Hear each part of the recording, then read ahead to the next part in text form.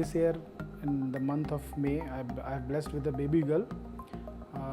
But soon after her birth, I found there is some facial asymmetry in her face. So I've contacted several pediatricians locally at my place in Bhopal, but I haven't found any concrete solution over there for that. So I've done some research and I've seen some vlogs where I found a vlog of Dr. Sumeet Pawar, where he explained this problem right from the beginning and how we can go with a solution like the surgery, how we can perform. There is a minimal surgery. He explained everything in this video.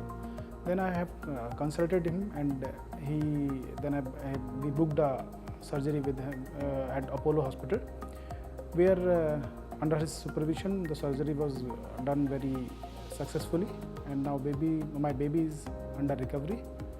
And my overall experience with the hospital is very good. The hospital staff, the management, the nursing staff, they all are very professional and up to their job. And I am really blessed to have such a good experience over here. And Dr. Sumeet Pawar is really brilliant at his job. This patient traveled all the way from Bhopal for undergoing endoscopic craniosynostosis repair. This child had a unicoronal craniosynostosis which was causing anterior plagiocephaly.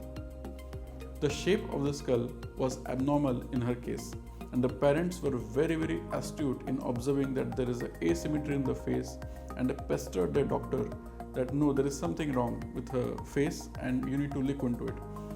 After the investigations were done, they contacted me and they came over here because we are one of the only centers in India to do endoscopic craniosynostosis repair. On day 2 of the surgery, child was absolutely fine. She was able to take the feed and can be potentially discharged on day 3 itself.